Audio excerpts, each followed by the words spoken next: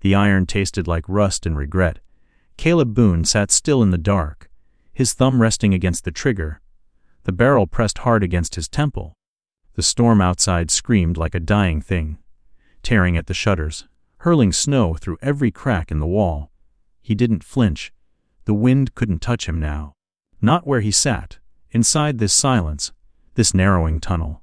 Not after everything else had already taken its shot. The revolver's cylinder was full, one twitch. That's all it would take. The cattle were done.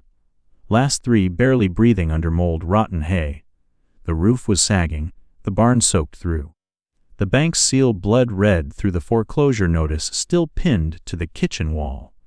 And the worst part wasn't the loss. It was how quiet it had gotten inside his own head until the knock. It was soft. Just once. Then nothing. His jaw locked. Another knock, harder this time, too steady for wind. Too light for trouble. He lowered the gun slowly, staring toward the door. No one came out here. Not this far. Not in January. Not in a blizzard so thick even God might lose his way. He stood. The boards groaned under him. The revolver stayed in his hand. Down by his thigh, he stepped to the door. Paused, then yanked it open. Snow exploded in. A shape, small, half-collapsed, stumbled forward. Her gloved hand clutched the doorframe like it was the last solid thing on earth. She had a battered leather suitcase in one hand, and blood frozen into the cracked corner of her mouth. She gasped, voice almost gone, looking for Caleb Boone. He said nothing, just stared at her. Her bonnet was crusted white, her boots were ruined, her lips blue. You found him. He muttered. She swayed. He caught her arm before she went down and pulled her in, kicking the door shut behind her. The wind slammed against it like a beast. I came. She breathed, barely holding upright. Because of the letter. His stomach dropped. What letter? She reached inside her coat with trembling fingers and pulled out a folded envelope. She held it out like it was proof of something, but her hands gave up, and it fluttered to the floor. She dropped to her knees after it, teeth chattering so violently her words shattered mid-syllable. They said, "You never paid." But I read it, anyway. His heart thudded like a hoof against bone. He knew the letter, knew it better than he'd ever admit. Knew it by the way her voice cracked when she said the word. Never. He'd written it the night he buried the last calf and couldn't cry. It was never supposed to leave the drawer. You walked through a blizzard. He said slowly, for a letter that wasn't even sent. She nodded, half fallen against the floorboards. I needed to be saved. She said barely audible, and maybe so did you. She collapsed. He moved. The stove was cold. The logs mostly gone. He grabbed the last of the split wood from under the cot and got the fire going with trembling hands. Stripped off her coat, wrapped her in the quilt. She didn't stir. As the fire caught, he saw it. Her suitcase had no lock. The leather was worn, but the stitching neat. On the bottom corner, near the seam, was a dark smear. Not blood ink. Letters faded smudged, but not hers. He touched it. JV. He pulled his hand back. Outside, the wind howled. Inside, he crouched by the fire and watched her breathe. He should have left her in the snow.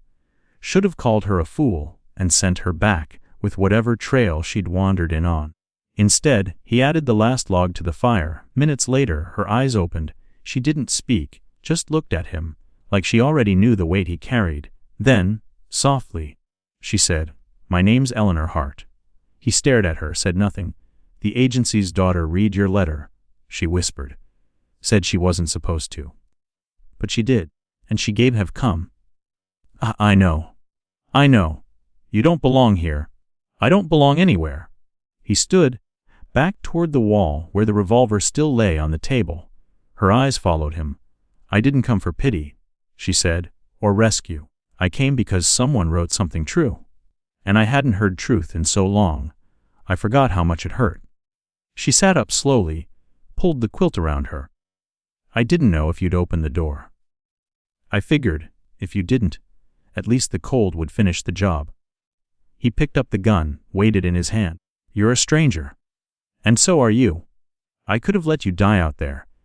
She looked him straight in the eye. "You still could." He set the gun back down, not gently. In the silence, she looked toward the fire.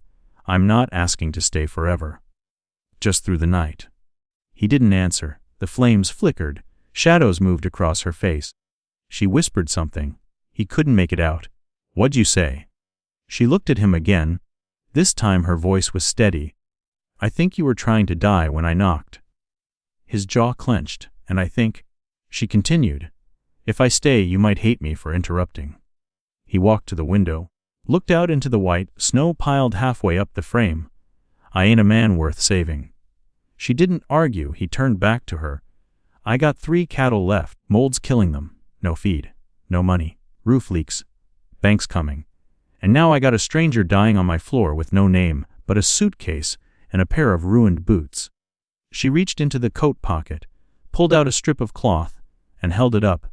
"My name's stitched inside. You can burn it in the morning if that helps." His eyes dropped to the cloth. "Eleanor H." He didn't take it. Instead, he walked to the kitchen, pulled down the tin of dried beans and half a carrot, and dumped both in the pot. She closed her eyes. He thought she'd passed out again. But then, almost too soft to hear, "You don't have to forgive the cold, Caleb. Just don't let it decide for you." The fire popped. He stirred the pot with the back of a spoon outside. Snow kept falling. He didn't ask who JV was. Didn't ask how far she'd come. Didn't ask why her eyes kept flicking to the door, like she expected someone to follow. But he knew one thing for damn sure. Whoever she was running from, they weren't far behind. He looked at the revolver once more, and left the bullets where they lay. The cabin smelled like boiled beans and wet wool. Eleanor Hart sat near the fire, wrapped in Caleb Boone's quilt, her fingers curled tight around a tin mug that steamed faintly in the cold air. The storm outside hadn't let up. Snow thudded against the windows like fists. She hadn't spoken in nearly 10 minutes, not since he ladled the watery soup into her cup and told her, gruffly, "Best I can do." She hadn't complained. He stood near the stove now, arms folded, watching the flames but not seeing them. The revolver still sat on the table between them, unloaded. Neither of them had touched it since last night. "You got a place to go after this?" he asked finally. She looked up, tired but steady. This was the place. He frowned. "This cabin." She nodded. "Wyoming. You. That letter wasn't no invitation." "I know. I never sent it. I know that, too." He turned, jaw tightening. "Then why the hell are you here?" She didn't answer right away, just stared at the steam rising from her mug like it might give her words. "When you've been stripped down enough," she said, voice low. Often silence starts to sound like mercy. But your letter didn't sound like silence. It sounded like someone still fighting. And I needed that. He shook his head. "I wrote that thing drunk. With a busted hand and a foreclosure notice pinned to the wall. I was angry. I wasn't trying to be heard." "Well," she said, "you were."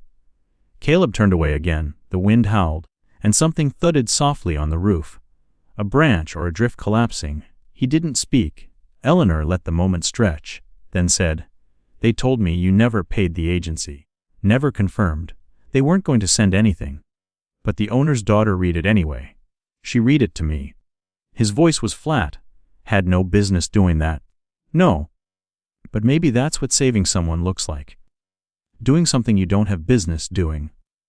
Her words sat heavy in the air. Caleb walked back to the table, pulled out the chair opposite hers, and sat down. The revolver sat between them, as if daring either of them to blink. "I got 3 head of cattle left," he said. "Sick. Starving. Barns falling in. Feed's gone. Water pumps froze. And the bank stamped that notice 2 weeks back. I didn't even open it. Just saw the red ink. I ain't got anything for you here." He added, "No money, no future. No church to say vows in. No preacher. Hell, I don't even got the boots on my feet paid off." "I didn't come for boots or vows," she said. "I came because I needed saving too." His eyes flicked to her. There was a rawness there now, under the calm, a storm quieter than the one outside. "And sometimes," she said, "2 broken people can hold each other up better than one whole person ever could." The line cut something loose in him, sharp and unexpected. He looked away. "That's a nice sentiment," he muttered. "It's not a sentiment," she replied. "It's a survival tactic." Silence again, thick and loaded. He rubbed a hand down his face. It came back gritty from sweat and soot. You want me to just pretend you're my wife now?" he asked. "I want us to act like partners." "That's what you said you wanted in the letter. Not someone to cook or warm your bed, but someone who could stand beside you when everything else was gone." "I didn't mean you, no. But I'm here." He stood abruptly and walked to the window. Frost blurred the world outside into white. Beyond it, buried fences, a sagging barn, and 3 lives that barely breathed. "You have no idea what it takes to run this place," he said. "And I got no time to teach anyone." "I'm not nobody," she said evenly. "I grew up on the edge of farmland outside Kansas City. My father was a teacher, but we had chickens and a milk cow. I knew how to tend animals before I knew how to write my name. This ain't a cow and a coop, Ellie. This is a dying operation. Then let's die fighting." He turned sharply. Her eyes didn't waver. "I'd rather go down swinging with someone honest than survive next to someone who lies to my face." The words hit hard. "You think I've lied to you?" he asked, voice tightening. She looked down at the mug in her hands. "No. I think you lied to yourself when you said you didn't mean that letter." He didn't respond. Didn't need to. The wind groaned against the eaves. She stood, walked slowly to the window, stood beside him. "Do you still want to fight for it?" she asked. He didn't answer. "Because I do," she said. "I came through hell for the chance. And I'm not walking back into it alone." He looked at her. The woman who had walked 10 miles through a storm, carrying only a name she could no longer trust and a letter that wasn't even hers to claim. "You ain't afraid I'll throw you out once the snow clears?" "No." "Why not?" "Because I'm useful," she said plainly. "And because I don't think you want to die." "Not really." He studied her for a long moment. Outside, the wind hissed through the gaps in the shutters. "If you're gonna stay," he said, "we got work to do tomorrow. That barn's falling in. Cat'll be dead by week's end if we don't fix it. Then we start early." He nodded once, like sealing a pact. "You take the bed," he said quietly. "I'll sleep here." "Caleb," she said gently, "if we're going to survive this storm together, you might as well call me Ellie." His mouth twitched, not quite a smile. "Don't seem fitting." He muttered, "Hope's the one thing I lost." She looked at him, unflinching. "Then maybe it's time you found it again." A log in the stove cracked, sending a small flare of sparks upward. He crossed the room, picked up the revolver, and walked back to the table. He didn't reload it, didn't put it away. He dropped it into the ashes under the stove and shut the grate. She watched him without a word. When he turned back, her face was unreadable, but her hands were steady, and in the flicker of firelight, something passed between them that didn't need saying. Outside, the blizzard raged. Inside, 2 people, strangers hours ago, stood side by side in a house where silence used to win. Caleb glanced once more toward the barn, where death still waited. His hand closed on the windowsill. Tomorrow will cost more than this. The snow hadn't stopped, but the light had changed. A dull gray seeped through the cracks in the shutters. Daylight, thin as watered milk, but enough to work by. Caleb was already outside when Ellie pulled on her boots. She winced as her foot slid into cracked leather stiff with cold. Her fingers, still stiff from yesterday's frost, fumbled with the laces. She wrapped a scarf over her head, tied it under her chin, and stepped out into the morning. The wind had died down, but the cold hadn't. It bit clean through wool and cloth, turning every breath into mist. She trudged toward the barn, following the uneven trail of Caleb's footprints. Each step crunched with finality. When she reached the barn doors, she paused. A strip of rusted metal flapped loose from the upper hinge, slapping against the wood with a dull clank. The roof sagged in the middle like an old back, and snow had piled nearly a foot high along the eastern wall. She pushed the door open. It groaned but gave inside. The air was thick with rot, not manure, not hay mold. 3 cows stood in the far stall, ribs showing through hide. One of them, an old brindled steer, lay on its side, breath shallow and rasping. The other 2 swayed in place like drunks on the edge of collapse. Caleb knelt beside the feed trough. He didn't look up. "They didn't touch it," he said again. Ellie stepped closer, the smell thick in her throat. She leaned in and peered at the hay. White fuzz threaded through the stalks, a soft, blooming sickness, Mold, she said. This'll kill them. He didn't move. It's all we had. Well, it's not feed. Not anymore. She walked past him, toward the back of the barn. The shadows were heavy there. Thick with old tools and collapsed storage crates, she spotted a few bales shoved into a dry corner. Covered with a frayed canvas tarp, she tugged it back, more hay older. But not rotted. Here, she called. It might not be much, but it's dry. Caleb joined her, dragging the bales into the light. They worked in silence, hauling the clean hay into the stalls, replacing the foul stuff. The cattle didn't move at first. But when Ellie crouched beside the brindled steer and pressed a bucket of warm water to its nose, the animal stirred. "Come on," she murmured. "You want to live, don't you?" The steer's tongue flicked weakly at the rim. She dipped her hand in the water and touched it to the cow's lips. It drank, not much, but enough. Caleb watched, jaw clenched, as the steer raised its head an inch, just enough to look alive. "We'll need more water," Ellie said. Standing, he nodded, then pointed to the corner. "Pump's frozen. Then we boil snow." They hauled buckets back and forth from the cabin to the barn, melting handfuls of snow over the stove. Each trip soaked their gloves, burned their knuckles, stole breath from their lungs. But slowly, the cattle began to drink. The two standing cows moved toward the clean feed, chewing in slow, grateful rhythm. Ellie paused, leaned on a post, and wiped her forehead with the back of her wrist. Her scarf had slipped down, her lips were cracked, her breath came hard. "You ever work like this in Kansas?" Caleb asked, not unkindly. She looked at him, not smiling. "We didn't have mold that killed cows overnight. We had floods. One spring, it drowned all 12 hens and my baby brother's dog." Caleb said nothing, just kept shoveling. They spent the next 2 hours clearing the worst of the muck, tossing ruined feed into the snow, bracing the sagging beams with broken fence posts. The barn still groaned under its own weight, but it stood by the time they finished. The sky had darkened again, warning of another squall. Inside the cabin, Ellie peeled off her gloves and held her hands above the fire. Blisters were blooming on 2 fingers. She flexed them, winced, and sat. Caleb poured the last of the water into a pot and dropped in a potato, split between them. "How's the brindle?"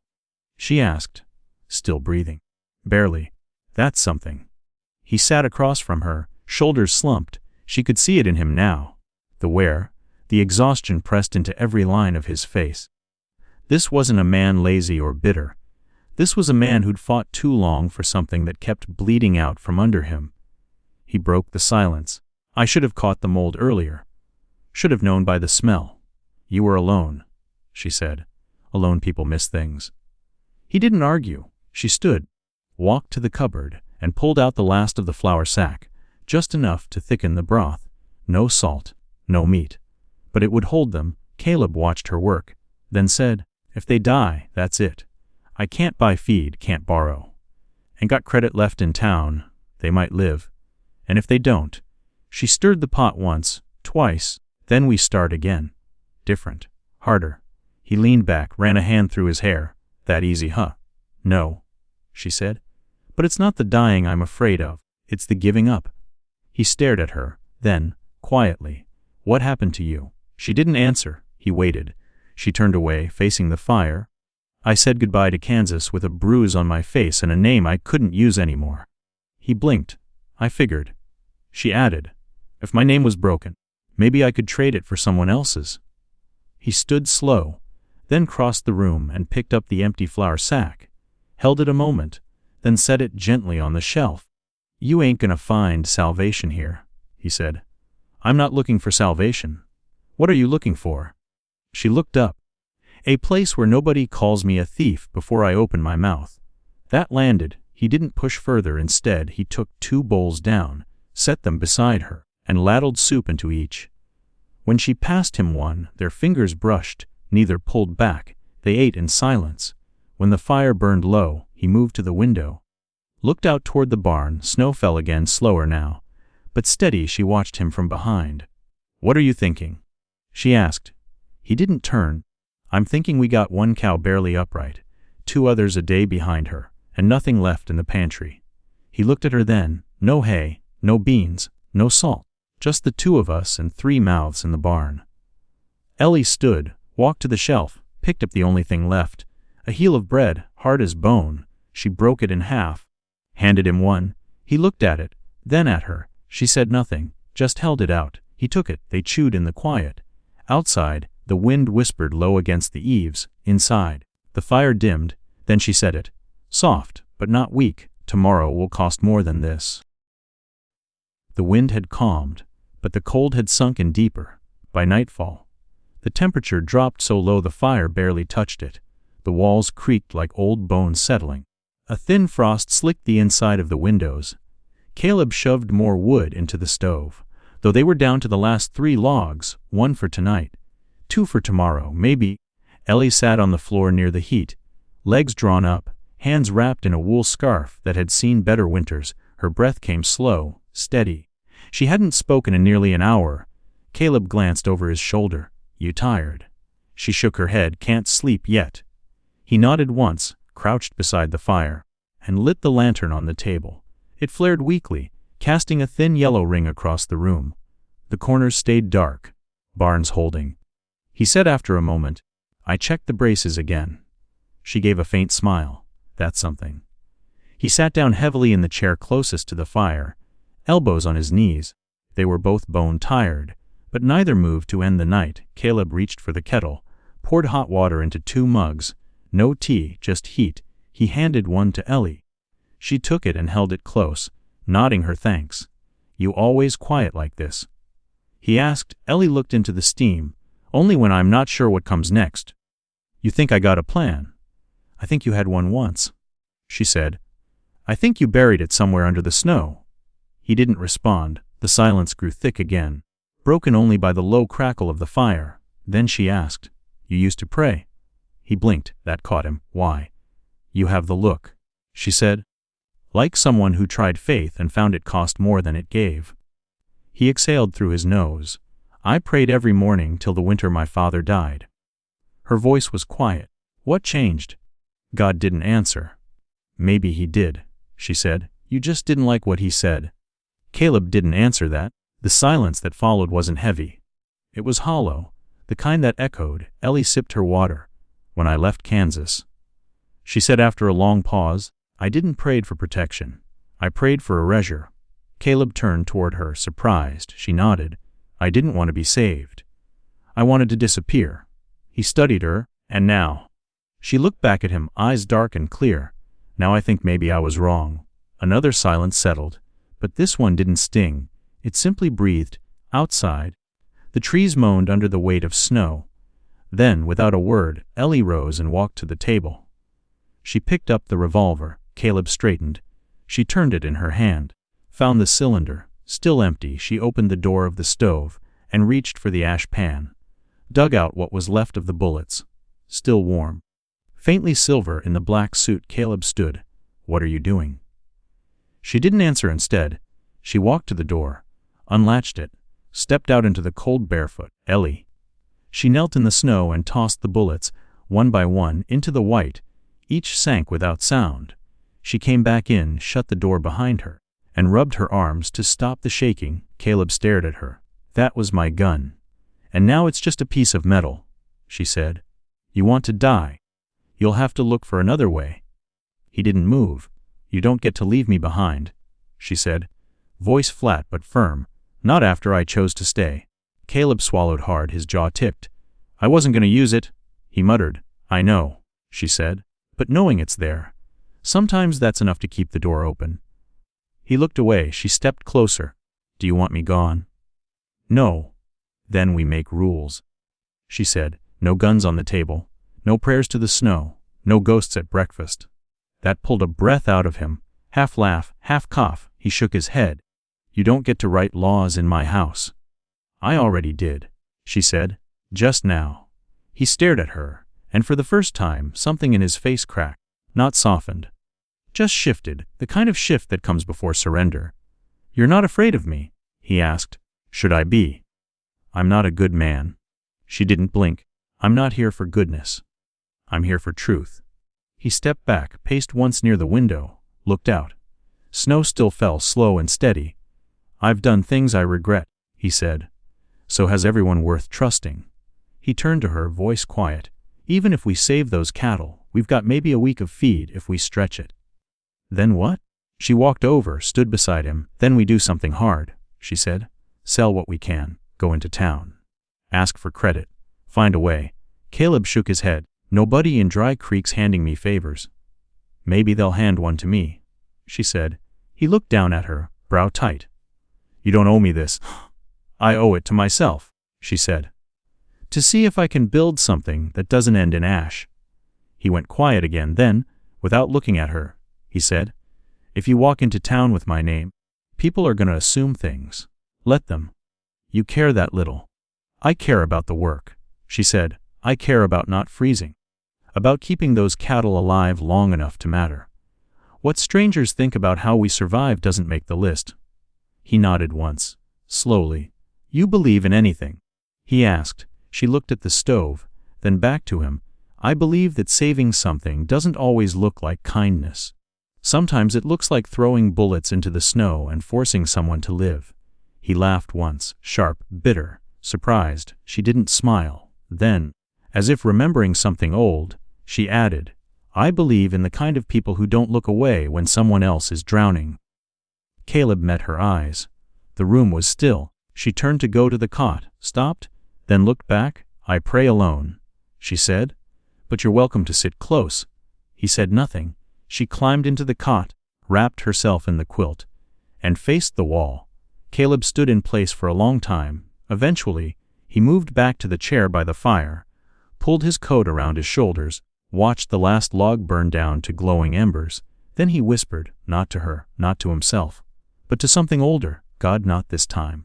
Please, not this one. Outside, in the woods beyond the barn, a sound echoed faintly through the trees. Not wind, not storm, a single horse far off, and not lost. Caleb sat forward, staring into the dark, knowing full well the cold wasn't the only thing coming. The next morning, Caleb was up before first light. The fire had died to coals, and the air inside the cabin had teeth. He shoved kindling into the stove and lit it with frozen fingers, then slipped into his boots and coat without waking Ellie. The floor creaked beneath him as he stepped out into the snow. The world was still. Gray light bled into the sky like spilled ink. Snow clung to the earth in drifts, but something about it looked disturbed. The usual hush after a storm wasn't there. He scanned the horizon, saw nothing, but he could feel it. Like a breath held too long. At the barn the cattle were upright, barely. The brindled steer had made it through the night. That surprised him. So did the boot prints. They weren't his, weren't Ellie's. Too large, too wide, set fresh. His breath caught in his throat. He followed the tracks around the back of the barn where the snow was shallow. The prints disappeared toward the woods, but not before he saw the broken bit of fencing, bent inward. Not wind, not animal. A man had been here, watching, maybe listening. He turned sharply, headed back toward the cabin, heart pounding against his ribs. Inside, Ellie was up, blanket wrapped around her shoulders, crouched by the stove. You hear anything last night? He asked, voice low. She looked at him, blinking off sleep. No. Why? He hesitated, then tossed his coat over a chair, grabbed a cloth, and wiped the frost from the window. Nothing moved outside. But that only made it worse. He turned back to her. Somebody was here. Last night. Watched the barn. Her face changed. You sure? He nodded. Footprints, booted. Man-sized. He didn't take anything, didn't leave a mark. Just stood there. Ellie pulled the blanket tighter. Could have been a hunter. A hunter don't stand and stare at starving cattle in the middle of a blizzard. They both knew what it meant. Someone was tracking them. Or her. Ellie stood, walked to her satchel by the door. She unbuckled the flap, pulled out a small parcel wrapped in faded cloth, unrolled it on the table. Inside was a letter, creased, smudged, the paper thinned at the folds. She didn't open it, just stared.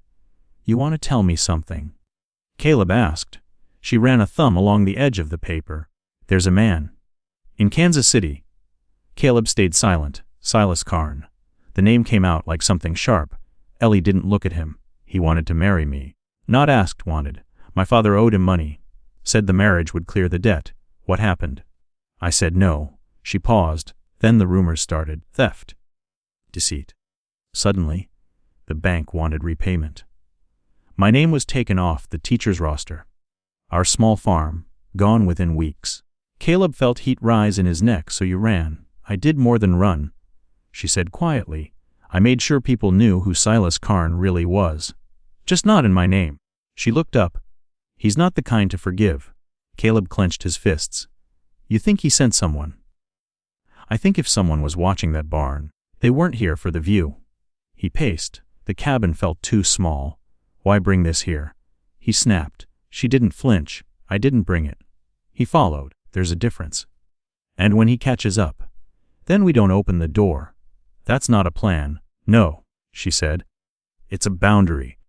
He barked a bitter laugh, then stopped cold. You think boundaries stop men like Karn? Ellie looked at him, calm but firm. No. But I do. The words hung there, then she folded the letter again, slower this time, and placed it in the center of the table. I brought this, she said, tapping the paper, in case someone needed proof. Of what? That I'm not a liar. Caleb stared at the letter, didn't touch it. He reached for his coat instead. If he's close, we need to warn someone. There's no one out here. Then we go into town. She hesitated. You said no one there trusts you. They don't, he said. But they hate outsiders more, especially slick ones with polished boots and too many questions. She considered that, then nodded. We'll take the cart. No saddle horse. Caleb grimaced. That mule hasn't pulled in 6 months. She doesn't need to win a race. Just get us to Dry Creek. He opened the cabinet, pulled out a half loaf of dry bread and a small pouch of jerky. Dress warm, he said. We leave in 10. They reached the edge of town by dusk. Dry Creek wasn't much. Half a dozen shops, a saloon, a chapel, and a string of houses scattered like thrown dice. But it had eyes. Watching them as they rolled in on the rattling cart, Caleb kept his jaw clenched, hands steady on the reins. Ellie sat beside him, scarf up to her chin, bonnet pulled low. They stopped in front of the feed store. Caleb climbed down first, tied off the mule, then reached a hand to Ellie. She took it. Inside, the shop was warm but smelled of dust and spilled grain. An older man behind the counter looked up, squinting. Well, I'll be damned, he said. Caleb Boone. Not yet. Caleb replied. The man's eyes flicked to Ellie. Who's she? My wife, Caleb said. Too fast, too flat. Ellie didn't correct him. The man raised a brow but didn't press. Caleb got to the point. We need feed. Whatever's left in the back. 2 sacks, if you can spare 'em. You got coin? No. Caleb admitted. But I got cattle that'll die if I don't walk out with something. The man leaned back, chewing on a toothpick. I'd say I admire the honesty, he said. But that won't pay for oats. Ellie stepped forward. I'll work for it, she said. You got anyone tending the sick in town? The man blinked. My hands aren't just for sewing, she said. I know medicine. Real field tested. You have people here with cough, fever, frostbite. He didn't answer. But something shifted. You come back tomorrow, he muttered. I'll ask around. Caleb nodded. We will. They left the shop with a half sack of oats on loan outside. The sky had turned black, stars like ice above. As they reached the cart, a man stepped out from the alley, tall, clean, too clean for Dry Creek. Ellie's body went rigid. Caleb felt it instantly. The man tipped his hat. Too slow, too smooth. Evenin', he said. His accent was southern moneyed. Caleb stepped in front of Ellie. Evening. Fine animal you got there, the man said, nodding toward the mule. Sturdy legs. Caleb didn't answer. Mind if I ask where you're headed? Caleb kept his eyes on the stranger's belt. No gun in sight. But that didn't mean much. Home. The man smiled. Well, he said, some of us are looking for someone. Lady by the name of Eleanor. Bit of a misunderstanding back east. Some folks are mighty eager to see her return. Caleb's knuckles tightened on the reins. Never heard of her, he said. The man looked at Ellie. Long, too long, then back to Caleb. Well, he said, smile cold now. Let me know if that changes. He tipped his hat again and vanished into the alley. Ellie exhaled, hands trembling. Caleb climbed onto the cart, reached down for her. She didn't move at first, then slowly took his hand. They rode in silence out of town. Snow started to fall again, thin and bitter. When the cabin came into view, dark against the ridge, Ellie whispered. "If he finds this place again, I'll make sure he leaves with something missing." The night after they returned from Dry Creek was the kind that thinned the blood and tested the bones. The wind howled again, not with the fury of a blizzard, but with the sharper teeth of a cold that crept instead of crashed. Caleb stacked the last of the split kindling by the stove. His fingers were raw beneath the gloves. Ellie had gone quiet again, but it wasn't the same quiet as before. This time it felt sharpened. Calculated, they hadn't spoken about the man in the alley, not directly. But his presence clung to them, thick and oily. Caleb had watched the tree line all afternoon. Nothing moved, but the stillness itself felt unnatural. Ellie stood at the small counter, slicing thin strips of jerky and soaking them in hot water. It wasn't cooking so much as softening the lie that this was dinner. "You sure he was alone?" she asked without turning. Caleb shook his head. "Didn't see a horse. Didn't see a weapon. Doesn't mean much. He's a scout," she said. "They send one in first, watch how people move, test for cracks. He knew your name." She nodded. "He was careful not to say my last." "Why?" She finally looked at him. "Because if I hear it out loud," she said, "I might have to kill someone." Caleb didn't flinch. He just nodded once, like a man signing off on something that couldn't be taken back. They ate in silence, listening for sounds that didn't belong. Every branch creak became a boot step. Every gust of wind, a breath held too long. When the sun fell, they doused the lantern and sat by firelight only. Caleb loaded the revolver, the one she'd dropped in the ashes. She didn't stop him. "I've got no use for it at the table," he said, "but I won't pretend we're not being hunted." She passed him a strip of cloth. "Wrap the handle. No shine." He obeyed without comment. Later, while Ellie sat by the stove, patching a tear in her skirt, Caleb walked the perimeter. He circled the barn twice, rifle in hand. He found nothing, no new prints, no smell of smoke on the wind. But as he passed the western fence, something glinted near the tree line. He froze, dropped to one knee. There, barely visible, was a strip of fabric caught on the bark of a pine. Red silk. He didn't touch it, just stared. Then he turned and went back inside. Ellie looked up the second he opened the door. "What?" He didn't answer. Just took down the shotgun, checked the load, and set it by the door. "Someone was close," he said. "How close?" 30 yards. She stood, skirt half mended. "How many?" "Just one, far as I can tell." "But he left a marker." "What kind?" He hesitated. "Silk. Red, not torn. Placed." Her face went still. "That's a message," she said. "I figured." She walked to the stove, added another stick of wood, and knelt there for a long moment. Caleb stood behind her, silent. Finally, she said, "Red silk means you've been seen." He moved closer. "You sure?" "They used to hang it on barn doors back home. Meant you owed something. Or someone owed you." "Who used it?" Her voice dropped. "Karn's men, when they wanted folks to know they were nearby, but weren't ready to knock. So this is a warning." "No," she said. "This is a dare." He scrubbed a hand over his face. "You think he brought them all the way out here just to collect you?" She looked up at him, cold fire in her eyes. "No. I think he wants to make an example." Caleb crossed to the window, peered out again. The night was deep, no moon, just the occasional flash of stars behind cloud breaks. "We should go into town again," he said. "Why not?" "Because they'll be watching the road now." "You think they'll wait?" "No," she said. "They'll squeeze, starve us, cut the fence, spook the cattle, wait until one of us panics." She walked to the table, opened the drawer, and pulled out a folded cloth. Inside were 5 coins, silver, real, not much, but enough to trade for news or a favor. Caleb stared at them. "Where'd you get those?" "Left pocket.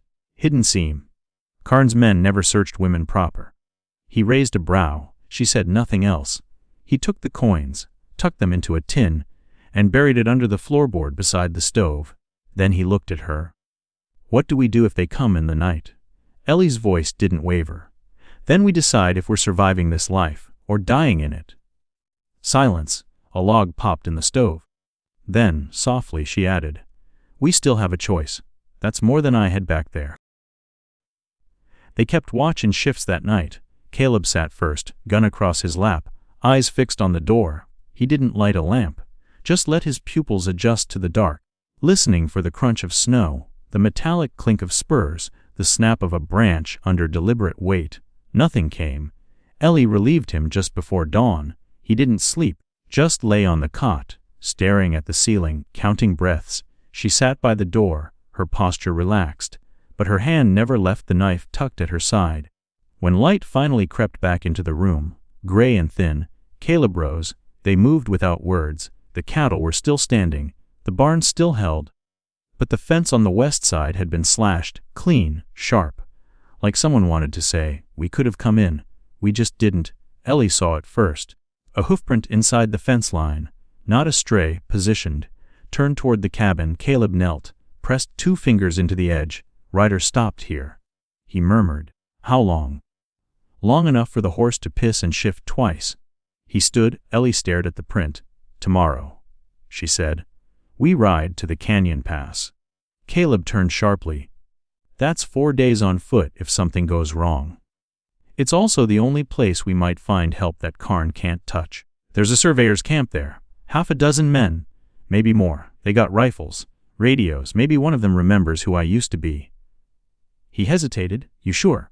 "No," she said. "But I'd rather bet on strangers than wait for devils." He looked at her for a long time, then nodded. "I'll pack light," he said. "We'll leave before first light."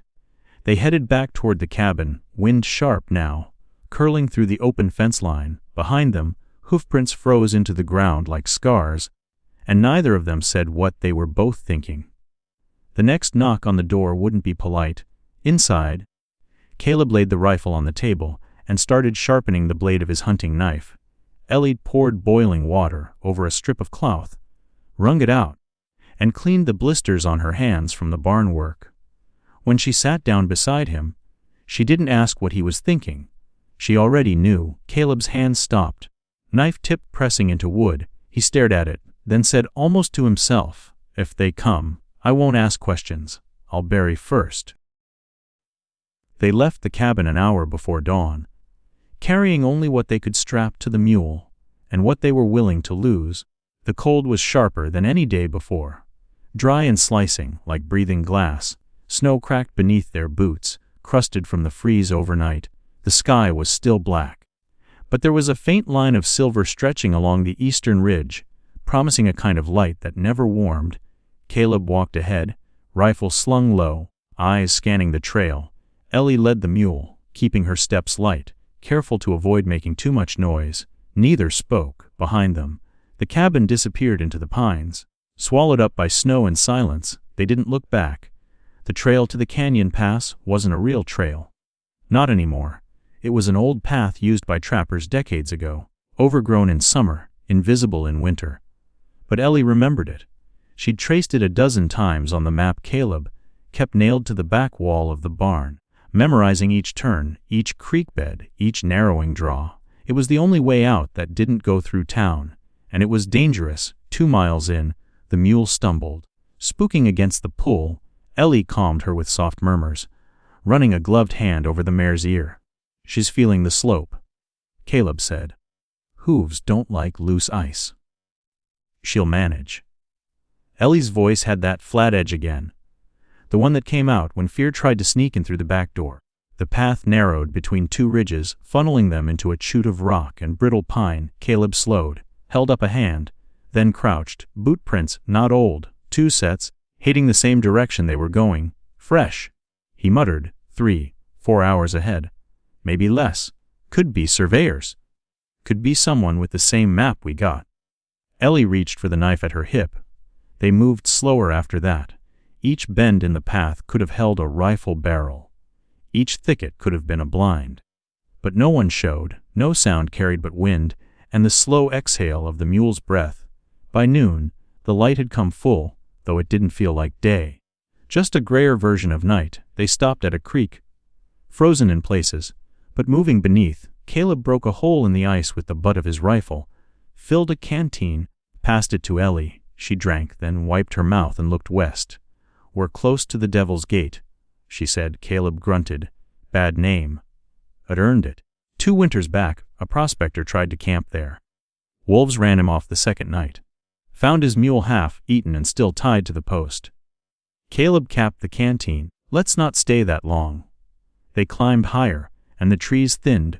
Rock jutted out like broken teeth. The wind howled here, not loud, but constant, like breath behind a door that wouldn't open. Then Caleb stopped cold ahead, just before the next bend.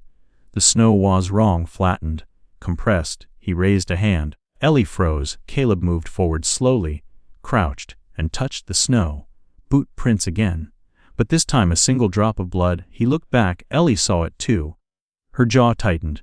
They're close, she said. Close enough to leave a trail without care. They followed the tracks another 100 yards until they rounded a bend. And froze. A body lay in the snow, face down, no movement. Caleb raised his rifle. Ellie stepped wide. They approached slowly. It was a man young, not more than 20. His coat was city-made, wool too fine for the mountains. His gloves were missing. So were his boots. Shot once. Back of the head, execution style. Ellie crouched beside him, not Karn. She said. Caleb glanced down. One of his men. She pointed to the wrist, branded. A faint mark, half-healed. The others call it a bond. Karn doesn't brand his favorites. Just the ones he owns. Caleb looked around sharply. Which means someone didn't like being owned. Ellie stood. Someone's hunting the hunters.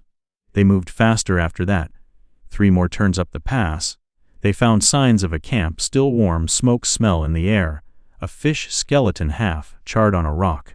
No one there now, but Caleb bent and picked up a matchbox, black and red, stamped with a logo from Kansas City.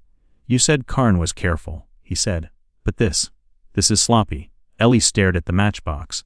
He's not here to collect. He's here to punish. They kept moving. By dusk, the canyon mouth opened ahead. Tall cliffs on both sides, narrowing into a stretch of rocky trail no wider than a wagon. They paused on the edge. If there was an ambush coming, it would be here. Ellie adjusted the strap on her satchel. We're exposed from both sides. Caleb knelt, picked up a small stone, and tossed it ahead into the narrow. Nothing, no echo, no movement. Too quiet, he said. Then, crack, a single shot rang out. The mule shrieked and bucked. Caleb shoved Ellie behind a rock. Another shot, closer this time. Then a voice echoed through the canyon, low and taunting. Thought you'd sneak out the back, Ellie Mae. Her blood ran cold. Caleb's eyes locked on hers. That's him, she whispered. That's Karn. Another voice called from the opposite ridge. Drop the rifles, come out quiet. We promise to let you die quick. Caleb scanned the walls. 2 shooters. Maybe 3. All can't run, Ellie said. No, Caleb replied. But we can bleed him. He reached into his pack, pulled out a small mirror. Ellie raised a brow. You shaving out here? He smirked grimly, signaling. He angled the mirror toward the canyon rim. 3 quick flashes in a sequence, then paused, then repeated. Ellie watched, frowning. That's surveyor code. Caleb nodded. My brother used to run signals in the war. Taught me a few. And what did you just say? He looked up at her, rifle in hand, jaw set, danger and pass. Assist or stand clear. A long silence followed. Then 3 flashes returned, same code, message received. Someone's watching, Ellie said. Now we see if they care. Behind them, the mule staggered. A bullet had grazed her flank. She trembled, but held. Ellie stroked her neck, whispering calm. A 3rd shot echoed, missing wide. Caleb turned to Ellie. If they don't come by nightfall, why, finish it ourselves. Caleb stared down the canyon. Wind blowing hard now, howling between the cliffs. He turned back to her, and with a steadiness that surprised even him, said, Tell Karn he brought enough men to scare us, not to stop us. The sun sank behind the canyon walls like a dying flame, and the cold came on fast, sharper than before. Caleb kept low, crouched behind a rock shelf barely high enough to cover both him and Ellie.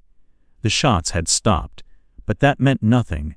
Silence was just another weapon in a trap. He glanced at her. She was checking the satchel, fingers moving through the contents by feel. Gauze, salve, a small tin of matches, 1 vial of laudanum. You still breathing? He asked. She didn't look up. You'd hear me scream if I wasn't. Caleb nodded, wiped sweat from his brow, though the air was freezing. The echo of the last shot still rang somewhere deep in his skull. He hadn't seen the muzzle flash, but he'd heard where the bullet struck. Stone, just left of his boot. They were good or lucky. Either one was bad news. Above them, the ridgeline shifted, a crunch of gravel. Then gone. Ellie's breath caught. Caleb raised a hand.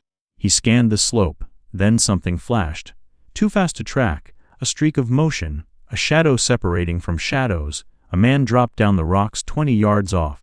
Crouched low with a rifle. Not Karn. Younger. Rough coat. Snow. Crusted boots. Caleb tensed, finger to trigger. Then the man raised one hand open, empty. 3 fingers up. Then he pointed west. Then down. Another 3 fingers. Then he slid back into the rocks and vanished. What the hell was that? Ellie whispered. Caleb exhaled slow. Is not one of Karn's. That was response code. Meaning. 3 men west ridge. 3 east. Ambush pinching us toward the canyon mouth. She blinked. And that man. Caleb gave a tight smile. A friend. Or someone who hates Karn more than us. They couldn't stay pinned. Caleb checked the sight on his rifle. Then nodded toward the higher rocks. We move on 3. I'll draw their aim. You flank left. If you can circle behind, get above do it. Ellie gripped the knife at her hip. If I die moving. He looked at her, she held his gaze, and for a second the war between them. Fear, pride, grief, settled. 1. Caleb whispered. 2. He rose on 3. The world lit up. A shot cracked past his ear. Another hit stone near his feet. He moved right, drawing fire. Ellie darted left. Fast, low, slipping behind a boulder and vanishing into the cut of the slope. Caleb kept moving, firing once toward the top. Didn't need to hit, just to make them duck. Another shot came from the opposite ridge. A yell followed. Someone hit, not them. Then another figure moved along the top line. Fast, cutting down the ridgeline. Rifle slung across his back. He wasn't Karn's. The coat was too worn, the gait too fluid. The stranger dropped low near Ellie's flank. She saw him, didn't flinch. Just nodded once. Together, they moved up the slope. Below, Caleb watched through the scope, breath shallow then. Hell broke loose. Ellie rose first, knife flashing, catching the nearest shooter off guard. The stranger fired twice, sharp, clean. One man went down, rolling off the edge. Karn's men started shouting. The ambush fell apart. Caleb saw his chance. He charged forward into the canyon mouth, firing as he ran. 2 bullets left. One found a mark. Hit a leg, dropped a man screaming. Then silence again. Except for the wind, Ellie appeared on the ridge. Breath ragged, the stranger beside her. They held position. Then another figure came into view. Black coat, gloves. Calm. Karn. He walked out like it was a Sunday stroll, hands in his pockets. Caleb raised the rifle. Easy. Karn said, stopping 10 feet away. Not here to fight. Just to talk. Ellie stepped closer to the edge of the ridge, voice cold. You sent men to kill us. I sent men to bring you home. You branded them like cattle. Karn smiled up at her. They volunteered. Ellie snapped. I remember. Caleb moved forward, rifle still up. Karn raised one brow. You gonna shoot me, Boone? Not unless I need to. Well, Karn said, need tends to show up real fast in these parts. Behind Karn, the man Ellie had wounded was crawling backward, holding his leg, moaning. You're losing. Caleb said, time to turn around. Karn didn't even blink. You think this is about losing? I came here to collect a debt. Ellie here. She's wearing a name she stole. She can change coats, faces, towns. But she can't change what she took from me. She didn't take anything. Caleb said, you gave her hell and called it love. Karn turned to look at him, voice low now. You don't know what she is. I know what she's not. Caleb said, she's not yours. Silence. Wind whipped through the canyon. Then Karn smiled again, slow and wide. Well, he said, if you want her so bad, keep her. Just remember what that costs. He turned, nodded to his last man. Then walked away, didn't run, didn't hurry. Just walked. Ellie came down the ridge slow, knife still in hand, boots crunching snow. You let him go. He let us live. She stared after Karn, then at Caleb. He'll be back. I know. The stranger joined them now, rifle over his shoulder, grizzled. About 50, scar along the chin, name's Hatch, he said. I don't like Karn either. Why help us? Caleb asked. Hatch shrugged. He took something from me. I figure helping you's a way to make that feel less final. Ellie narrowed her eyes. What'd he take? My daughter. Hatch said. 4 years back. Said she owed him for what her mother did. Ellie's expression darkened. I'm sorry. she said. You still got family. No, she said, but I've got reasons. Good enough. Caleb glanced between them. You know these hills. Better than Karn, Hatch said. And I know what he's scared of. What's that? Fire. Caleb nodded once. We'll need time.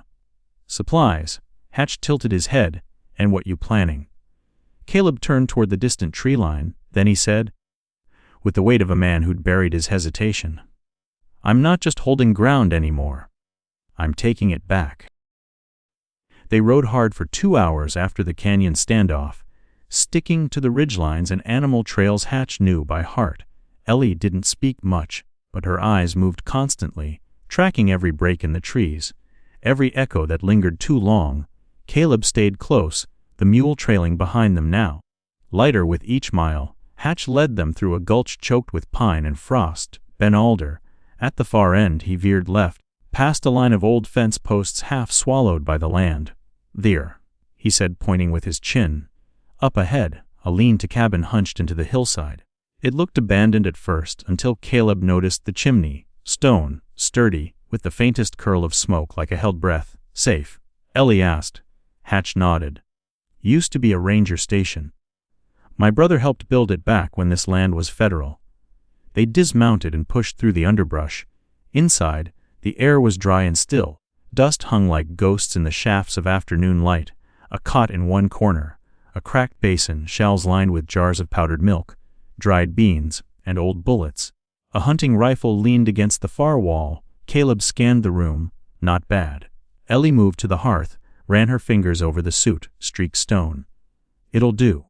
They didn't unpack everything, just the essentials. Bandages, food, the map Caleb had marked from the beginning. Hatch unrolled it across the table. Karn'll circle wide, he said. Come back around through the South Pass. Might take him a day, maybe less.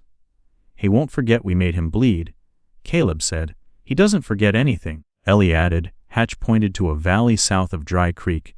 There's a supply run that crosses here every month. If we intercept it, we can get what we need. Caleb frowned. Won't they be armed? Not like Karn's men.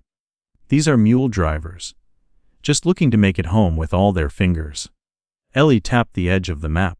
How long until they ride? Next dawn. Caleb nodded. Then we hit the crossing before first light. They spent the rest of the evening preparing. Hatch melted snow on the stove, poured it over cracked beans. Caleb stripped and cleaned both rifles. Ellie sorted what little medicine she had into 2 piles. What saved, and what dulled the end. By dusk the plan was set. We take the ridge trail, Hatch said. Cut them off at Hollow Tree Gulch. Then what? Ellie asked. Then, Caleb said, we ask them for help. Or steal it. Hatch added. No one disagreed. That night, Ellie didn't sleep.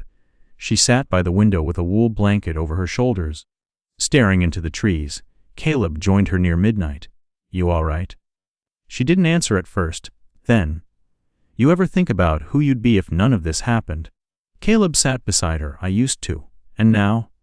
I think about who I'll be if we survive it. She nodded slowly. Then, I remember the first time I told Karn no. It wasn't loud. It wasn't brave. I just didn't answer. I thought silence would be enough. It wasn't. She looked over at him. But this is my answer now. They left the cabin before dawn, sticking to the tree line. Hatch led them in silence, moving like the land was part of him. By sunup, they reached the gulch. The air was quiet. Windless then. Faint hoofbeats. Ellie crouched behind a boulder. Caleb went prone, rifle aimed through a gap in the rock. 3 mules, 2 drivers. Hatch raised his hand. Waited when the lead mule came into view. He stood and stepped out, rifle lowered. Morning, he called. The drivers froze. One reached for his sidearm. Caleb stepped out behind Hatch, rifle raised. Easy, he said. We don't want trouble. Could have fooled me. The second driver muttered. Ellie moved next, hands visible. We need help, she said. Or supplies. Either way, you're part of something bigger than you think. The younger driver looked uncertain. You're the ones from Dry Creek? Word spreading? Hatch nodded. Good, let it. They bartered quick. 2 boxes of ammo and a bag of salt pork in exchange for half a crate of medicine and a coil of copper wire. Wire? The driver asked. Caleb answered. Fire makes more sense with a spark. As they parted ways, the older driver said, "You know, Carn'll send more." Ellie answered for all of them's. "We're counting on it." They hauled the supplies back through a side trail Hatch remembered from his trapping days. Slower going, but safer at the cabin. They unpacked in silence that night. Hatch set up the copper wire around the outer edge of the clearing. "It's not for tripping," he said. "It's for warning." First crunch on the wire. "We know." Caleb checked the rifles again. Ellie ground dried herbs for poultices. The three of them worked without needing to speak. As the fire burned low, Hatch finally asked, "What happens if they come with 10 men next time?" Caleb looked him dead in the eye. "Then we make 10 graves." Ellie didn't flinch. She reached into her satchel and pulled out the small folded cloth, unwrapped it. Inside the letter, still unread. She passed it to Caleb. "I don't need it anymore," she said. He took it. Careful. Didn't open it, just slid it into the stove, watched it burn. No one spoke. The next morning, they found a fresh print in the snow near the edge of the clearing, too fresh to be old.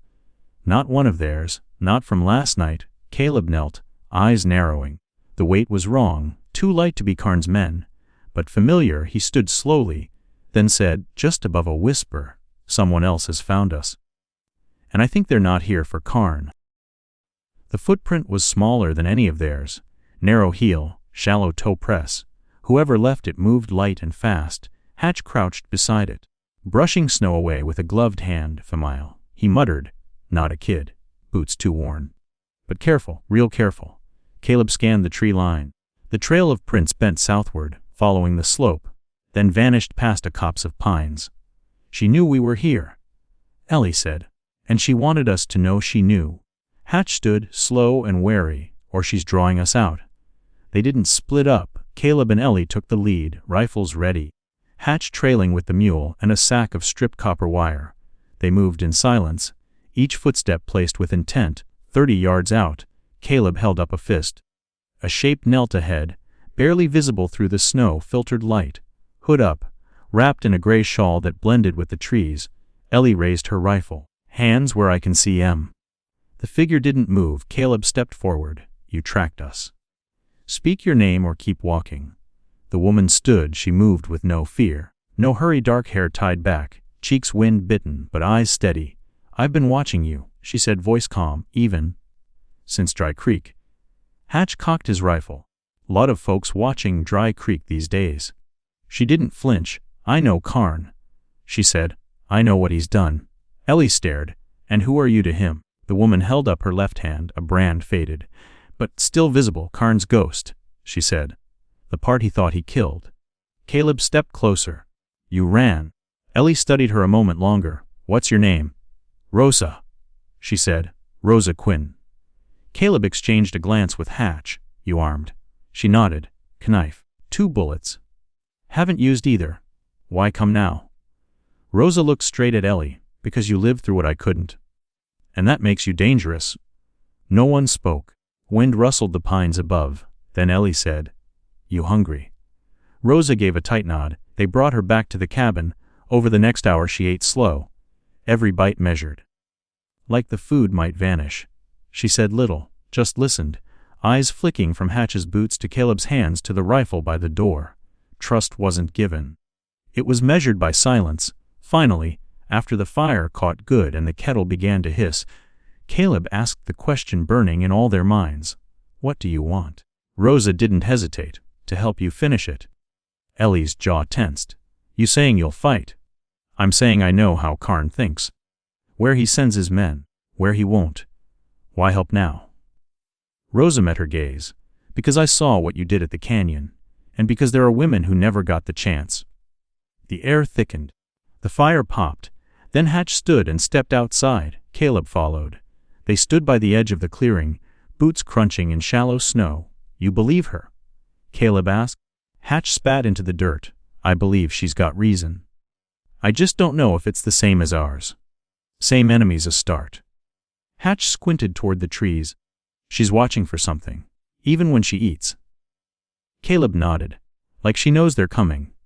When they re-entered, Rosa was showing Ellie a crude sketch she'd made in the dirt with the blunt end of a spoon. A layout of Karn's secondary camp. A ridge, a supply tent, a signal tower made from lashed pine and an old bell. He keeps it manned, even in snow, she said. Half a dozen guards. 2 runners. If we knock out the signal, it buys us time. Ellie's brow furrowed. Why tell us this? Because Karn trusts it too much. And because he never thinks the branded will bite. That night, they planned. Rosa traced routes with a charcoal stub, hand steady. We move before the next snowfall. Take the side ravine here. Steep but covers thick. Caleb ran through the angles. Once we hit the tower, we burn it, she said. Make him look over his shoulder.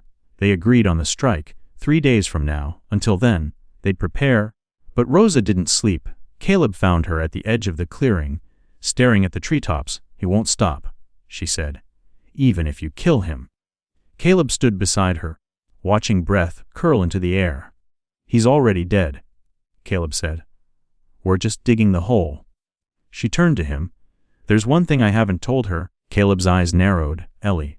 Rosa nodded. Karn's not just after her because she ran. He waited. She took something. From a lockbox. She just grabbed it on instinct before she escaped.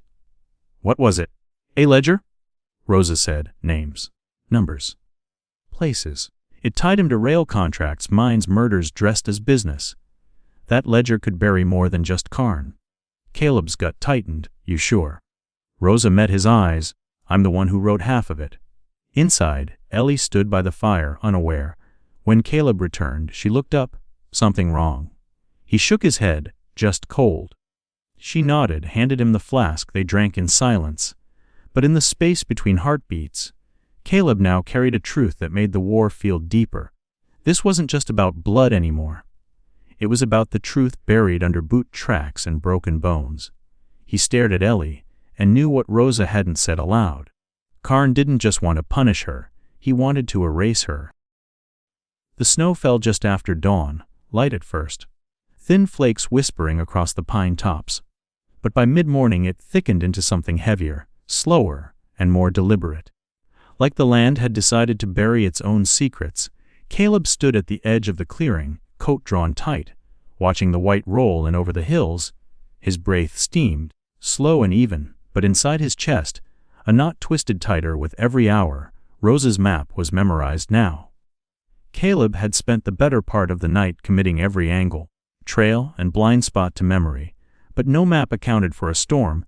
Hatch stomped out of the cabin with 2 saddlebags slung over his shoulder. She says we wait, he said, setting them down near the mule. Snow gives us cover, but blinds us too.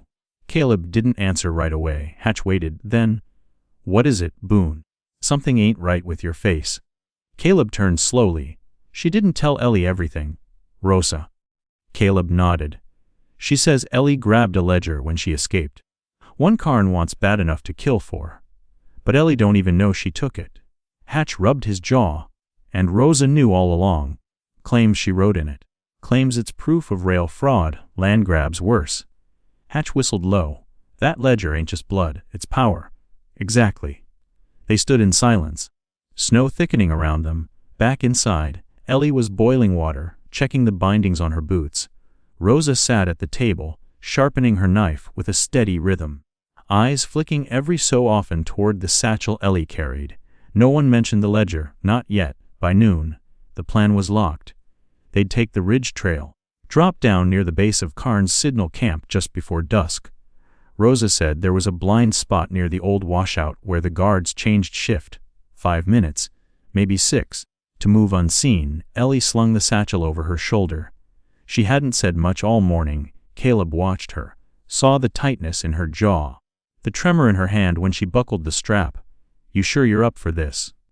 He asked. She gave a dry laugh. If I wasn't, we'd still be running. Rosa stepped forward. We go quiet. One sound and we're surrounded. Hatch nodded, adjusting the length of fuse wire wrapped at his waist. Once I set the charges, we'll have maybe 30 seconds before the bell tower's gone. Don't wait for a second chance. Caleb added. They moved out together, a crooked line of revenge, hope, and ghosts. The snow deadened every sound. Even the mule's hooves sank without echo. They moved through a world half swallowed, where trees leaned in like listening men. 3 hours in, they reached the ridge. Rosa signaled a stop up ahead just past the curve. The top of the signal tower appeared. Tall, crude, marked by the dark shape of a brass bell swinging slightly in the wind. They dropped low. "Guards'll change in 10 minutes. Rosa said. "That's our window." Hatch moved off right, vanishing into the brush with the charge packs. Caleb and Ellie followed Rosa left, circling the camp's edge. From this angle, Caleb could see 2 men, one at the bell post, one walking perimeter. Both carried rifles, both looked bored. Perfect, until a third man stepped out of the tent, tall, wide shoulders, and a voice that turned Caleb's blood to ice. "Karn." Rosa froze beside him. "Wasn't supposed to be him," she whispered. "He changed the plan." Ellie muttered. "He knows we're close." Caleb hissed through his teeth. "If we pull back now." "No." Rosa cut in. "He's right where we need him." "We didn't come to kill Karn tonight," Caleb said. "We came to send a message." Rosa turned, eyes dark, then let him carry it in his own blood. "No," Ellie said, stepping forward. "We take the tower. We don't change the plan." Caleb nodded once, then, "We move in 3. I'll take the guard at the post. Rosa, perimeter. Ellie, with me. Hatch will trigger once the fuse is set." They moved like ghosts. Caleb rose first, closed the distance between him and the bell post in 10 strides. One clean swing of the rifle butt, and the guard dropped. Rosa struck fast and silent, dropping the second man before he even saw her. Ellie crouched by the base, setting her satchel down. Then the tent flap opened. Karn stepped out, half lit by firelight. His eyes swept the camp, and stopped on Ellie. She saw him the same second. His mouth twisted into a smile. "Well," he said, "aren't you hard to kill?" Ellie didn't speak. She reached for her rifle, but Karn was faster. He fired once. She dropped behind the crate, bullet whizzing past her ear. Caleb fired back, missed. Chaos erupted from the tree line. Hatch lit the fuse and shouted, "THIRTY seconds!" Karn ducked behind the tent, reloading. Ellie's satchel had fallen open, papers spilled. The ledger, Caleb saw it, so did Karn. He lunged forward, reaching. Ellie grabbed it first, shoving it under her coat. Karn roared, raised his pistol. But Caleb fired first. Karn staggered back, clutching his side. "Round!" Hatch bellowed. They did. Rosa grabbed Ellie. Caleb took the rear, rifle swinging wildly behind them. A blast cracked the air. The tower shattered. Flame and snow and ash rained down in a single breathless moment. They didn't stop running until the trees swallowed the camp, and the world went silent again. Finally, breath heaving, Caleb turned to Ellie. "You all right?" She nodded, blood at her temple, not hers. "I got it," she said. "The ledger." She unbuttoned her coat, pulled it free, held it up like a torch in the dark. Rosa stared at it. "You understand what that means," she said. Ellie met her eyes, then looked at Caleb, and said, "It means we just lit the fuse on the whole damn territory." The ledger lay open on the table, pages fanned like a confession under a lantern's sway. Ink bled through the paper in faded strokes. Names, dates, amounts, initials, all tied to Karn, all damning. Ellie sat across from it, arms crossed, her eyes locked not on the words but on what they meant. "Bought men," she said quietly. "Judges, railway foremen, surveyors, anyone who could bury a body under a land deal." Hatch nodded grimly. "That ledger's enough to hang half the territory's brass, if we live long enough to put it in the right hands." Rosa leaned against the far wall, sharpening her knife in slow, rhythmic strokes. "That's the problem, isn't it? There aren't many right hands left." Caleb stood near the door, rifle slung over one shoulder, staring out through the frosted pane. Snow still fell steady now, but lighter. "He'll come fast now," Caleb said. "He knows what we have." Ellie turned a page, stopped at a name, Silas Karn. T.M. line. August 4th, $3,000. Concluded. She touched the ink. "Whatever concluded means," she murmured. "It cost $3,000. Could be a bribe." Hatch offered. "Could be a grave." Caleb said. Rosa stepped closer, her voice low. "That page alone can break him. But it won't matter unless someone outside his reach gets it." Caleb nodded. "And that someone's in Cedar Gate." Hatch flinched. "That's a 2-day ride, 3 with the snow. Too far." Ellie said. "And too slow." Caleb exhaled. "Not if one of us runs ahead. Solo, light. Avoid the roads." "You're not going alone," Ellie said immediately. I have to. He replied, if we all go, we're a target. If one stays behind with the ledger and the others split Karn's attention. Maybe we make it. Hatch crossed his arms. And what's to stop Karn from chasing all 3 routes? Nothing, Caleb said. But if he has to guess where the ledger is, we've got a chance. Rosa lifted her gaze. Then we don't tell each other who's carrying it. That quieted the room. Caleb looked at Elliot. Her eyes narrowed, but slowly, she nodded. One of us takes it. The others don't know who. We ride 3 different paths. Karn can't chase what he can't trace. Hatch grunted. Hell of a gamble. Caleb shrugged. It's always been a gamble. That night, they packed quietly. No one spoke of what would come if they were caught. No one asked who had the ledger. It moved from the table in silence, wrapped in canvas, slipped into a saddlebag. But whose? No one said. At dawn they mounted in a gray mist. Hatch took the north ridge. Rosa moved east toward the river bend. Caleb and Ellie stayed behind just long enough to light a fire in the cabin stove. Then Ellie whispered, "You trust her?" Caleb didn't answer for a long breath. "I trust her hate," he said. "It burns the right direction." Ellie looked away. Caleb touched her arm. "You ride straight. No stops. If you see fire behind you, don't look back." She met his gaze. "I won't." They rode in opposite directions, hooves muffled by new snow. By midday Caleb was alone. The sky had darkened again, clouds pressing low and heavy like a second ceiling. His horse snorted, uneasy. He was 3 miles past the switchback trail when he heard it. Hooves, multiple sets, behind him, not close, but gaining. He veered left, off the path into thicker pine. The trees bent in tight, branches low. He moved slow, ear sharp, hand near his sidearm. At a narrow break in the ridge, he dismounted, led the horse through dense brush, and waited. The riders passed minutes later. 3 of them, not Karn. Scouts, no insignia but armed, looking. They rode slow, eyes sweeping both trail and trees. When they vanished, Caleb exhaled. Then his eyes caught something. Half buried in snow, a shred of cloth, black wool, fresh. He moved closer, brushing snow aside. Blood, still wet. A trail led down the ridge. 2 sets of prints, one staggering. Caleb followed. It wasn't far. Maybe 200 yards. He found the body slumped against a tree.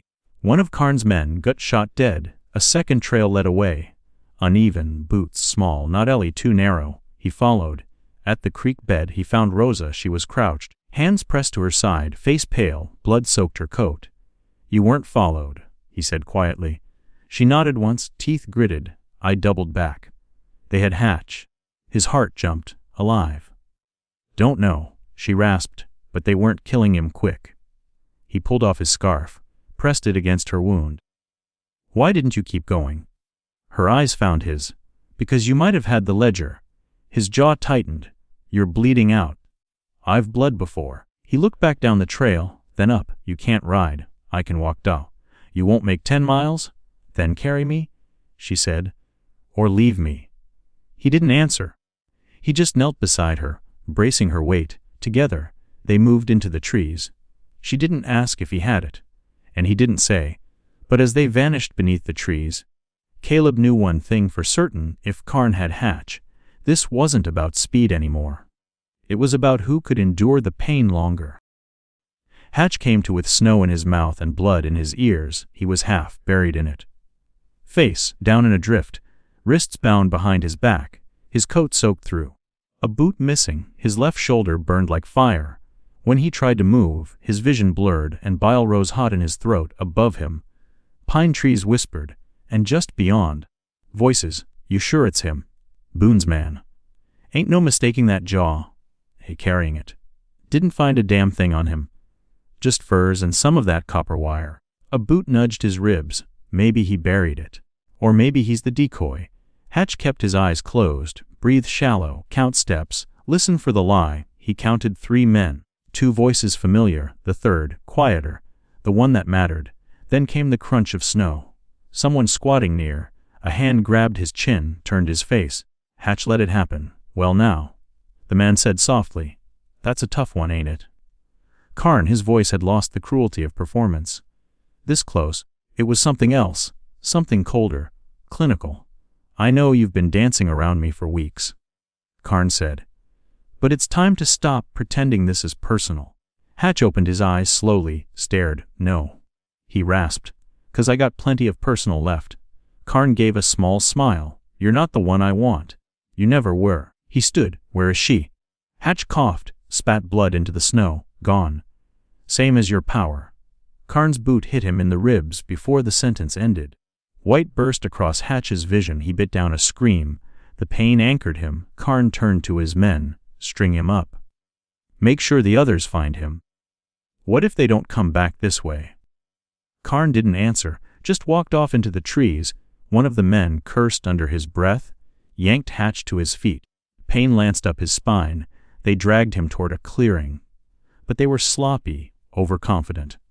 When the first shot rang out, it wasn't from the camp, it was from the ridge, a clean crack sharp. One of the guards dropped before he hit the ground. The second spun, rifle raised. Too slow, a second shot clipped his shoulder, sent him stumbling backward. Then came hoofbeats, fast, direct. Out of the trees rode Ellie, hat low, rifle up, fury in her eyes. She fired once. The second man fell. Only Karn's shadow remained. Gone deeper into the woods, Ellie dropped from her horse, ran to Hatch, cutting his binds with a quick flick of her blade. Damn it. Hatch, she whispered. You always have to make things messy. He tried to stand, failed. She caught him. You got it. He wheezed. She didn't answer, just gave him a look. Then, we need to go. He shook his head. You can't carry both me and the truth. I can try, no. He pushed the ledger from inside his coat. Her eyes went wide. You switch with Caleb. She stared at him. Why? Because I figured they'd expect it on you. Ellie took the ledger, hands trembling. Then Hatch gripped her wrist. He said, you find Caleb. You ride for Cedar Gate. And you. He coughed again, a wet rattle. I buy you a little time. No. Ellie. No. She helped him onto the horse, tied him to the saddle horn with the last of the rope, wrapped a wool blanket around his torso. You die out here, and I'll bring you back just to slap you. A small smile cracked his lips. Fair. She mounted behind him, and they rode. Snow stung their faces like needles. Behind them, distant shouts echoed once, then vanished. Karn had survived, but now he was bleeding time. They reached the tree line by dusk. Smoke curling from a chimney beyond the far hill. An outpost, remote, maybe unaligned. Ellie slid down first, helped Hatch dismount. She knocked on the door with her rifle butt. A woman opened, gray hair, strong shoulders, no fear in her eyes. What? We need help, Ellie said. He's dying. And I've got something that'll damn near kill the man coming after us. The woman looked at her, at the ledger, then stepped aside, inside. Now. Ellie dragged Hatch in. The woman locked the door behind them, lit a lamp. You know who you're running from? Yes, Ellie said. And I know what he's done. The woman nodded once. Then you picked the right door. She turned to her cabinet, pulled down a jar of salve, a roll of bandage, and a bottle of clear liquor. Ellie helped lay Hatch on the floor. He was half conscious now, mumbling, Did I buy you enough? Ellie gripped his hand. More than enough. Outside, snow fell harder, but inside by the fire, Ellie unfolded the ledger, showed the woman the names, the dates, the deaths, the lies. The woman's eyes darkened. You're gonna need to get this to Judge Halpern, she said. He's the only one who hasn't drunk Karn's poison. How far? 3 days' ride. Then I'll leave at first light. The woman met her eyes. You sure? Ellie touched the burned scar on her collarbone, looked back at Hatch, then at the flame. I'm not running anymore. I'm delivering the truth myself. The trail to Cedar Gate was bitter, wined, sliced and white to the edge of sight. Ellie rode with the ledger bound tight beneath her coat. Its weight no longer just paper and ink but blood and names and silence broken. Every mile was borrowed, every hoofbeat whispered a warning. By the time the town's steeple cut through the morning haze, her horse was lathered and shaking. Ellie slid from the saddle, boots hitting packed dirt with a heaviness that went beyond fatigue. She didn't pause, didn't breathe, just walked through the frostbit streets like a woman carrying fire. Judge Halpern's office was tucked behind the old mill, second floor. The door was plain, the man behind it less so, mid-60s, sharp-eyed. The kind of calm that came from burying more friends than enemies. He looked up when she entered. "You Boone's girl." She didn't answer right away. Instead, she unwrapped the bundle, set it gently on his desk, and said, "I'm the one Karn didn't finish." Halpern opened the ledger, read the first name, then the second. His face didn't change, but his fingers tightened. "You know what this is?" "I know enough." He turned the page. "I could hang 20 men with this." She met his eyes. "Then start with the right one." He didn't ask questions, didn't ask how she got it, or who bled for it. He stood, pulled his coat from the rack, and said only, "Come with me." By noon, the writ was signed. By dusk, Karn's name was posted on every courthouse door from Dry Creek to Yuma Flats, one tied, Silas Karan, for conspiracy, fraud, and the murder of 8 unarmed civilians. But the warrant wasn't what killed him. It was the silence, the cold, final kind that falls when men who used to nod in saloons now cross the street, when hands that once took his coin now fold arms, when the fear shifts and becomes his. They caught him 2 weeks later. Alone near the Salt Ridge crossing, his men gone, his coat torn, his horse stolen. He didn't fight, didn't speak, just stared at Ellie from beneath a battered hat brim as they chained his wrists. "You think this changes anything?" he rasped. She didn't answer. She didn't need to, because it already had. Hatch lived, barely. His ribs would never sit right again. He walked slower, drank faster, laughed louder. When spring thawed the last of the high snow, he returned to the ridge with Caleb and Ellie, and planted a pine cross for the ones who didn't make it. Men and women whose names weren't in books, but whose blood changed the ending. Rosa didn't stay. She left with the thaw, riding east toward Missouri with a new name and her knife still sharp. Ellie never asked where she went, just hoped the road gave her peace. As for Caleb, he stayed, not because the fight was done, but because the land still needed hands that remembered, hands that bled and healed and held the past without letting it rot the future. The ranch grew, slow, honest, with fences built straight and cattle branded without theft. Ellie planted carrots, read books, and sometimes, when the wind curled just right across the field, she'd pause, hand on her hip, and remember the first time she saw snow fall through a busted roof. Remember how it felt to think it was the end, and how it wasn't. Years later, a rider came through the valley, young, nervous, wide-eyed, said he was looking for Boone. Caleb met him at the gate. "You got something needs fixing?" Caleb asked. The boy nodded, tugged off his hat. "Got land.